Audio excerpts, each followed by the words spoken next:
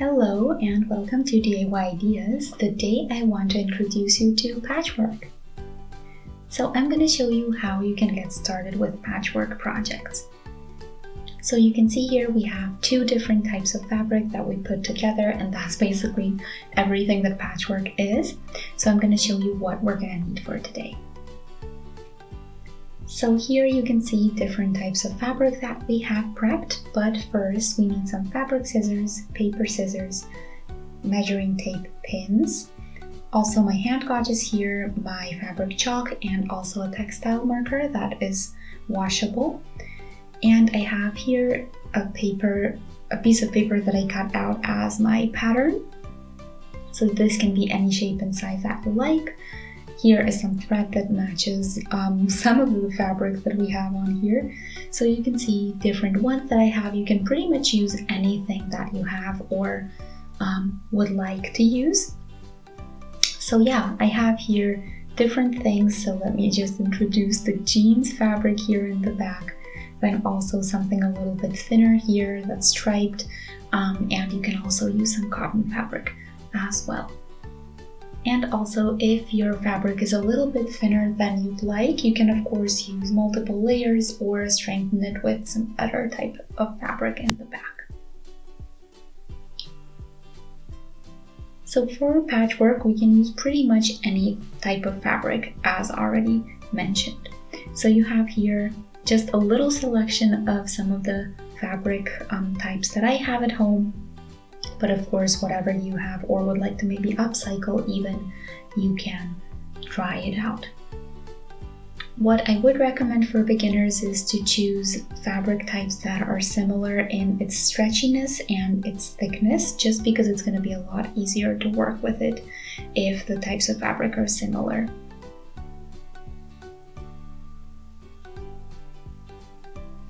So today I'm going to show you the simplest patchwork idea. So that's why we're doing a square shape here. And you can see here I have two different types of fabric, but they are both out of old jeans that I can't wear anymore. So you can see we have the blue and the dark, almost black color. So we're going to use these two for today. So as I said, the most important thing is the stretchiness, so these are similarly stretchy. And then we're going to take our piece of paper that we measured, and the size here is completely up to you. Mine is about 13 times 13 centimeters. And I calculated in the amount of space for the stitches that I'm going to need, so the squares are going to be a little bit smaller than what you see right here. So always make sure to make your square a little bit bigger than what you want to get in the end. And if you stick with squares, which means both sides, both the height and the width, the same size, it's going to be a lot easier to get started with patchwork if you've never done something like this before. So of course you need to plan how big you want your project to be and how much fabric you have, and if those two match. So here is what I have, and we're just gonna practice today, so I'm not gonna do a really big piece, but rather just show you. So this is gonna be something like a basics video. If you have less fabric than you'd like to, maybe your pieces need to be a little bit smaller, or you need to find another type of fabric to work with too. So if you don't have a lot of fabric, you can still kind of calculate how many squares you can get. So here we're gonna work with all of the fabric that we have, which means here we can do 2 squares, and we're just gonna make it work to the best of our ability and cut the pieces out so that we can then put them together. So yeah, I'm basically gonna mark, and you can use your fabric chalk or your textile marker or whatever else you have, and cut it out later, and then when I do that, I'll be back.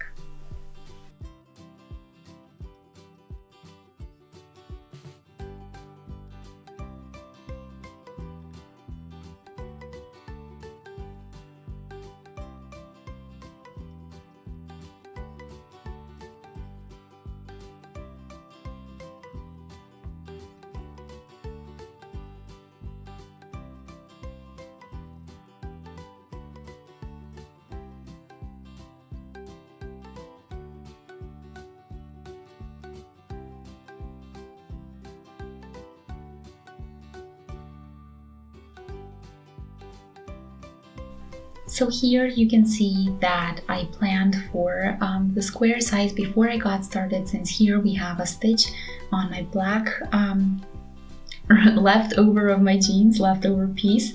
So you can see why I planned for 13 centimeters, just so I can get enough squares to work with.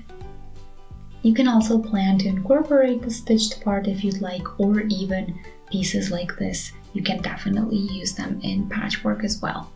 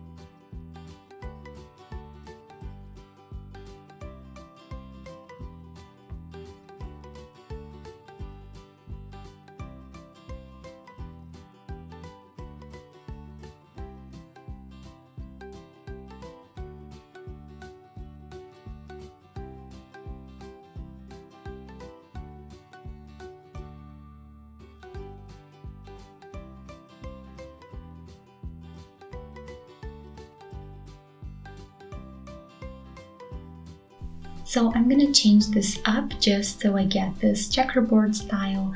So we're gonna have one black and one blue on top, and one blue and one black on the bottom. So what we wanna do now is connect all of these sides so that we have one piece of fabric instead of 4. Of course, here you can choose if you'd like the texture to be kind of horizontal or vertical if your jean type shows the direction. Sometimes you can't see it, sometimes you can. So yeah, that's also something to think about before you get started with the stitching. So we're gonna put the 2 top pieces first together, and then the bottom 2 as well. And then what we're gonna do is put those 2 bigger pieces together. I think that's the easiest way to get started. And then of course you could do longer stripes with multiple pieces. So what we're gonna do is put this pretty side on pretty side like this. Then we're gonna pin the side that we want to stitch, and then comes the stitching part already.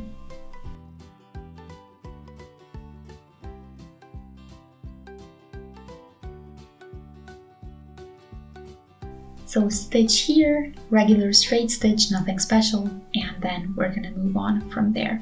That's all that you're gonna need. Then we're gonna have this piece done like that, and the other 2 sides, of course, can be added with more squares if you have them.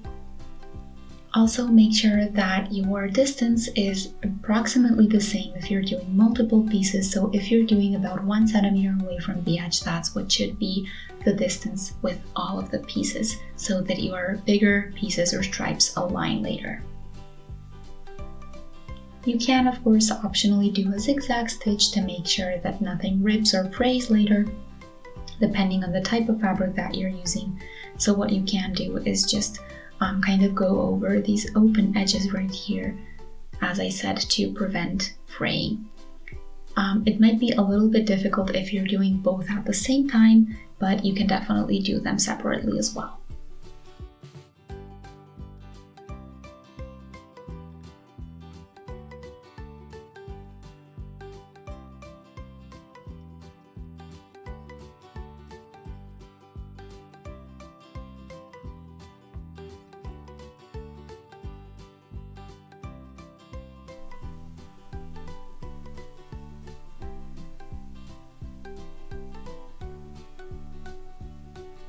So now that we have the 2 pieces done, what we're gonna do is iron over these just so we make sure everything is as straight as it could be, so that we can put everything together nicely and nothing gets wrinkled.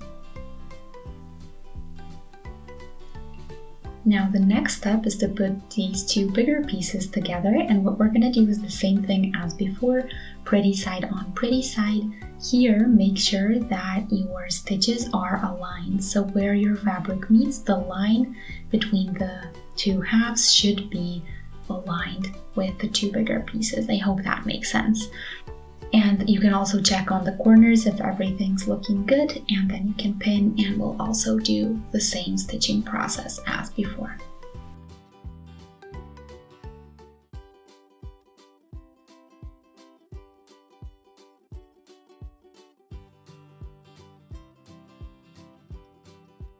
Again, we're doing a straight stitch here, and optionally, if your fabric tends to fray a lot, then you can do an extra zigzag stitch with the two edges that still stay open.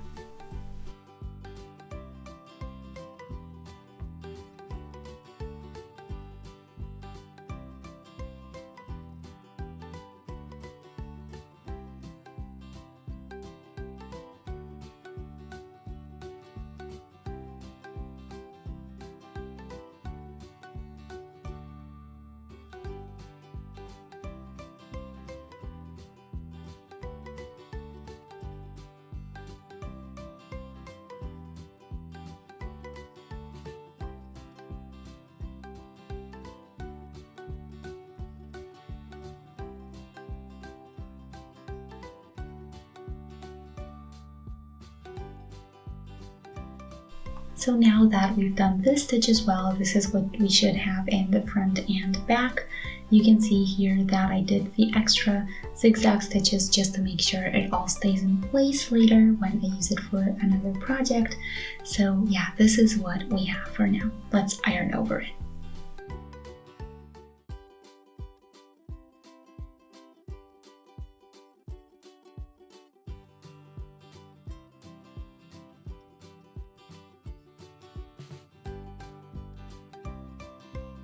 And you can see the finished patchwork, and I'm really excited because all of the lines are really exactly where they should be, and the back is also really neat, so it looks good from both sides.